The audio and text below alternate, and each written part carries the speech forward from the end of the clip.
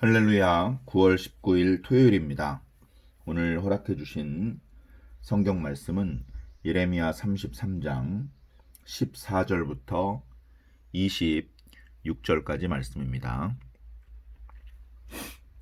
여호와의 말씀이니라. 보라, 내가 이스라엘 집과 유다 집에 대하여 일러준 선한 말을 성취할 날이 이르리라.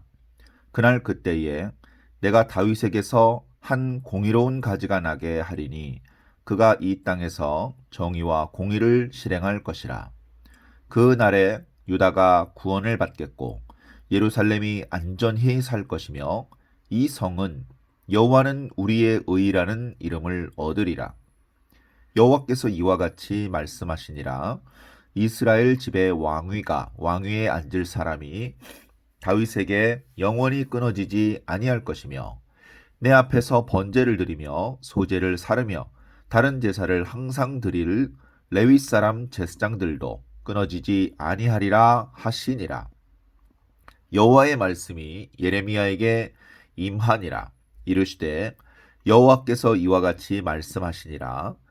너희가 능히 낮에 대한 나의 언약과 밤에 대한 나의 언약을 깨뜨려 주야로 그 때를 잃게 할 수 있을진데 내 종 다윗에게 세운 나의 언약도 깨뜨려 그에게 그의 자리에 앉아 다스릴 아들이 없게 할 수 있겠으며 내가 나를 섬기는 레위인 제사장에게 세운 언약도 파할 수 있으리라. 하늘의 만상은 셀 수 없으며 바다의 모래는 측량할 수 없나니 내가 그와 같이 내 종 다윗의 자손과 나를 섬기는 레위인을 번성하게 하리라 하시니라. 여호와의 말씀이 예레미야에게 임하니라. 이르시되 이 백성이 말하기를 여호와께서 자기가 택하신 그들 중에 두 가게를 버리셨다 한 것을 네가 생각하지 아니하느냐? 그들이 내 백성을 멸시하여 자기들 앞에서 나라로 인정하지 아니하도다. 여호와께서 이와 같이 말씀하시니라. 내가 주야에 맺은 언약이 없다든지 천지의 법칙을 내가 정하지 아니하였다면 야곱과 내 종 다윗의 자손을 버리고 다시는 다윗의 자손 중에서 아브라함과 이삭과 야곱의 자손을 다스릴 자를 택하지 아니하리라. 내가 그 포로된 자를 돌아오게 하고 그를 불쌍히 여기리라. 아멘. 감사합니다.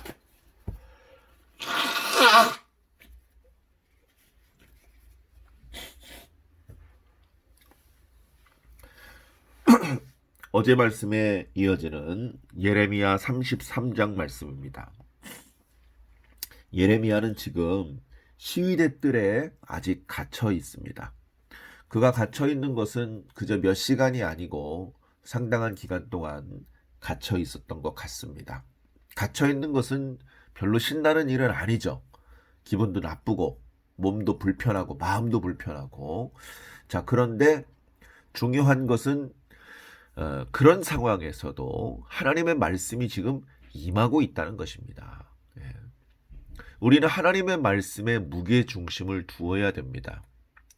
내 생각, 나를 둘러싸고 있는 환경, 그것보다 더 중요하고 강력한 것이 하나님의 생각이고 하나님의 말씀입니다. 그래서 하나님의 말씀이 없을 때는 어쩔 수 없이 우리가 각자의 소견에 오른 대로 그렇게 생각하고 말하고 행동할 수밖에 없습니다. 그러나 하나님의 말씀이 선포되기 시작되면 모두 입을 다물고 하나님께서 하시는 말씀을 들어야 됩니다. 말씀을 듣는다는 것은 크게 두 가지 의미가 있겠죠. 우선은 들어야 됩니다. hearing. 하나님께서 말씀하실 때 우선 그 말씀을 경청해야 됩니다. 그리고 doing. 말씀하신 내용대로 실천하는 것. 그게 말을 듣는 것이죠. 그래서 우리는 하나님의 말씀을 잘 들어야 사는 것입니다. 자, 어려운 상황 속이긴 하지만 하나님께서 지난번에 베냐민 땅 아나돗 지역에 땅을 사게 하신 이후에 33장에 또 하나님께서 말씀을 주십니다. 처음에는 너희들이 갈대아 사람들에게 항거하기 위해서 자신들의 가옥과 왕궁을 허물 정도로, 그래서 그들의 진격을 늦추고 어떻게 해서든지 그들을 대항해 보려고 하는데, 결국은 너희들은 패배할 것이고 죽게 될 것이다. 그러나 때가 되면 하나님께서 너희들을 치료하실 것이고, 너희들이 다시 유다 땅으로 돌아오게 될 것이고, 너희들을 하나님께서 이 땅에 세우실 것이다. 하나님께서 심으시면 그 누구도 뽑을 수 없으니 너희들은 이제 여기서 영원히 기쁨과 즐거움의 소리, 하나님께 감사하는 소리를 내면서 영구히 살게 될 것이다. 이제 그런 희망의 말씀을 주셨습니다. 33장에 보면 하나님의 말씀이 세 차례 임하는 것으로 표현되고 있습니다. 메신저 포뮬라 사자 양식이 3번 나오는데요. 자, 첫 번째 말씀은 그렇게 너희들이 지금은 패배하고 포로로 끌려가고 많이 죽게 되겠지만 결국은 하나님께서 치료하시고 돌아오게 하시고 너희를 심으시고 너희들이 기쁨과 감사의 소리를 내게 될 것이다 라고 말씀하셨는데요. 이제 두 번째 주시는 말씀, 그리고 세 번째 주시는 말씀도 역시 하나님께서 먼 장래에 하나님의 약속을 성취시키시고 결국 현재의 불안, 현재의 고통, 이런 좋지 못한 상황을 극복할 수 있는 꿈과 희망을 주시는 그런 말씀으로 되어 있습니다. 그리고 두 번째 주신 말씀을 보면 하나님께서 유다와 이스라엘을 향해서 주셨던 선한 말씀, 내가 너희들을 죽이리라 이런 말씀 말고요, 내가 너희들을 복주리라, 내가 너희들을 지켜주리라, 내가 너희들의 기도에 응답하리라, 이런 선한 말씀 듣기만 해도 감사하고 마음이 뭉클해지는 그런 말씀, 그 말씀이 이루어지는 날이 올 것이다. 지금은 아니다. 그러나 그런 때가 올 것이다. 그때가 되면 하나님께서 당신의 백성들을 돌아와서 이 유다 땅에 살게 하며 그 유다 땅에서 이제 안정적인 나라를 이루면서 하나님을 섬기게 될 것이다. 그들이 얻게 될 안정, 그러니까 자 16절에 보면요, 유다는 구원을 받겠고 예루살렘이 안전히 살 것이며 그리고 그 성을 여호와는 우리의 의라는 이름을 붙이게 될 것이다. 그러니까 이렇게 이번에 귀환을 해서 얻게 될 성읍, 그리고 살게 될 나라는 안전한 곳, 그리고 영원히 지속되는 그런 곳이 될 것이다. 그렇게 말씀하셨습니다. 그런 안정된 국가의 보증이 될 수 있는 것은요, 안정된 왕권과 안정된 어떤 종교 활동입니다. 그러니까 하나님께서 주시는 그런 어떤 은혜가 계속 지속될 수 있기 위해서 세속적인 통치자 그리고 영적인 지도자가 안정적으로 그 역할을 수행해야 그 나라는 진정한 평화와 번영을 누릴 수 있게 되는 것입니다. 자, 그런데 하나님께서 뭐라고 말씀하시느냐? 다시 다윗으로부터 공의로운 가지가 나게 할 것이다. 그러니까 다윗의 가계에서 또다시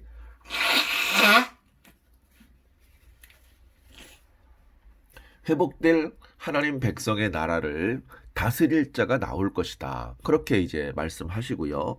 그뿐만이 아니고 레위 자손들 중에서 하나님께 번제를 드리고 소제를 사르며 다른 여러 종류의 제사로 하나님 앞에 제사를 드리게 될 레위 사람 제사장들도 끊어지지 않을 것이다. 이렇게 약속을 해 주셨습니다. 이렇게 이제 백성들의 지도자, 또 종교 지도자, 이 두 계열이 든든하게 선다면 그 나라는 계속해서 작동되고 굴러갈 수 있는 것이죠. 자, 이렇게 이제 백성들의 통치자, 지도자, 그리고 영적인 지도자, 이 두 계보가 끊어질 수 있겠느냐? 19절 이하의 말씀은 그런 뜻이죠. 만약에 너희가 낮과 하나님께서 맺으신 언약, 또 밤과 하나님께서 맺으신 언약을 깨뜨려 버려서 밤과 낮이 그 때를 잃어버리게 만들 수 있다면, 그러면 나도 다윗을 선택하지 않겠다. 다윗과 맺은 언약을 깨뜨리겠다. 그리고 제사장들과 맺은 언약도 파할 수 있을 것이다. 그렇게 21절에 말씀하시는데요. 그러나 라는 말이 생략되어 있는 22절은 그러나 하늘의 만상, 하늘의 무수히 많은 별들이죠. 그것들은 너희가 셀 수 없고 또 바다의 모래도 너희들이 측량할 수 없다. 그와 같이 나는 내 종 다윗과 다윗의 자손 그리고 레위 사람들을 번성하게 할 것이다. 그들은 계속해서 백성들과 하나님을 섬길 아들들을 낳을 것이고 그들은 대를 이어서 영원히 하나님을 섬기며 백성을 지도하게 될 것이다. 그러니까 이번에 이렇게 회복되는 나라는 영원히 지속될 나라네요. 계속해서 31장부터 이어지고 있는 새 언약에 대한 말씀입니다. 새 언약의 핵심은 내용은 동일하다고 했죠. 하나님이 우리 하나님이 되시고 우리는 그분의 백성이 되는 것입니다. 차이가 있다면 옛 언약은 돌판에 새겼지만 새 언약은 마음판에 새겨주시기 때문에 잊어버리지 않고 깨트려지지 않고 또 우리는 그 말씀을 온전히 준행할 수 있게 된다.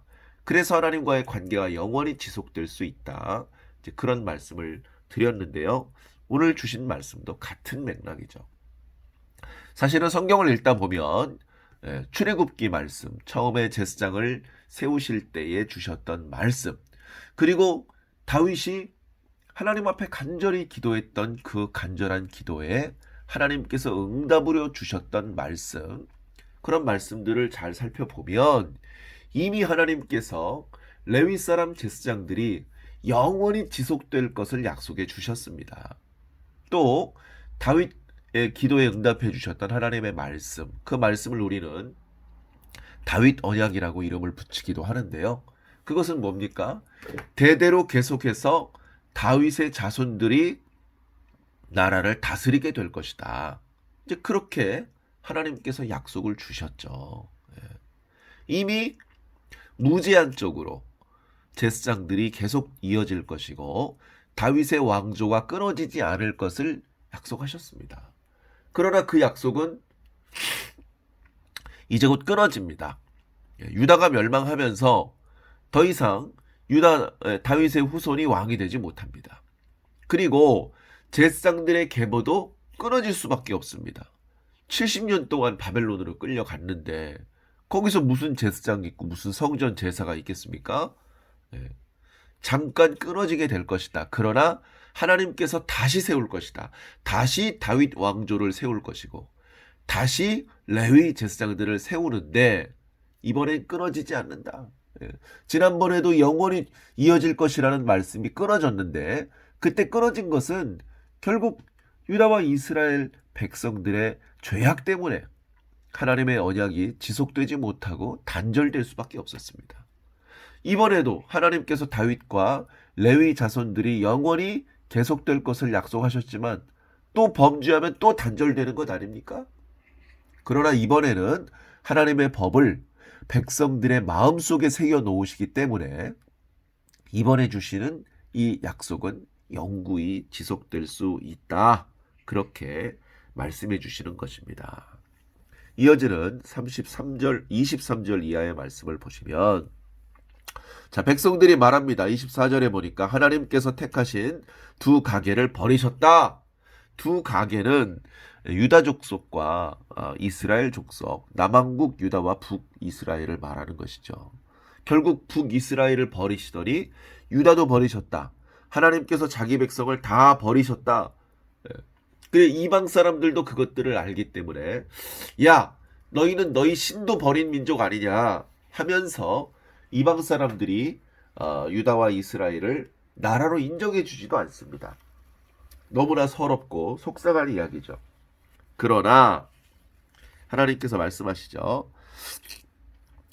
내가 주야와 그 밤과 낮과 맺은 언약이 없다든지 천지의 법칙을 내가 정하지 아니하였다면 나도 다윗의 자손을 버렸을 것이다. 예, 그러나 뒷부분에 역시 그러나가 생략되어 있는데요.